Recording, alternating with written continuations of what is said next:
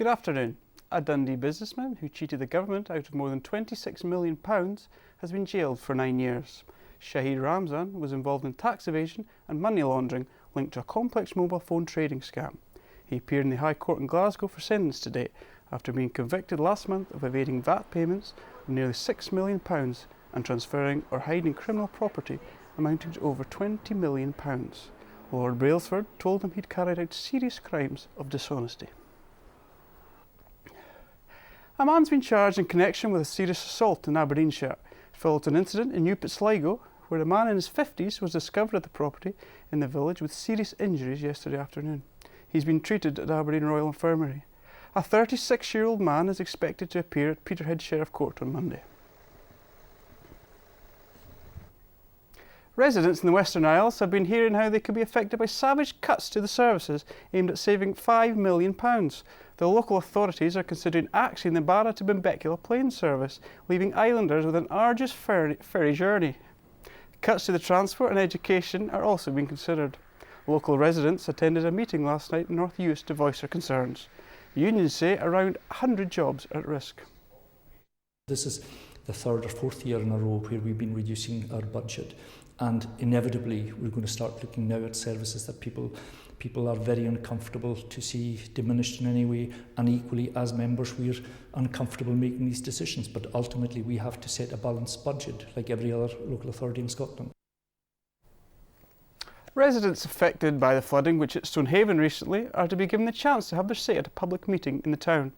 The multi-agency meeting at the end of this month will seek to address residents' concerns about the threat for future flooding. An initial estimate of the cost from the floods across Aberdeenshire has been put at £2 million. Rachel Stewart reports.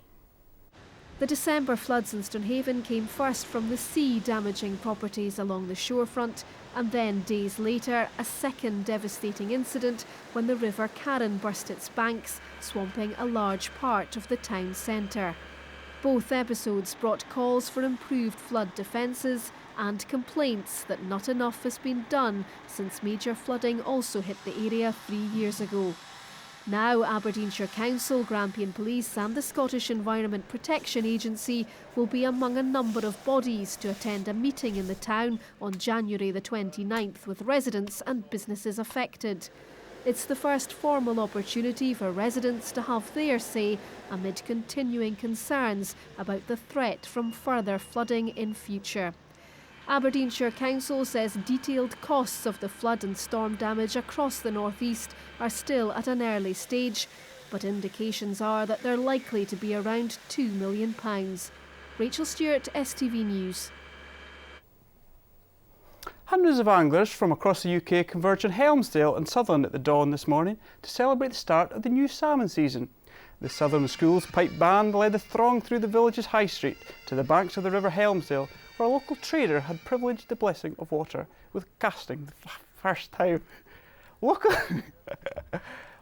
Local lairds have granted anglers 4 full days of free fishing to mark the occasion. Lovely to get the season off to a start. Finally, there's been a lot of anticipation this year. The mild weather has got a lot of anglers out, and we're hopeful we'll catch a fish. So it's very good conditions, and it's just good to get it off again. Well, that's all this Friday lunchtime, folks. Andrea's back at with the main edition of the programme at the usual time of 6 o'clock tonight. Have a great afternoon and bye for now.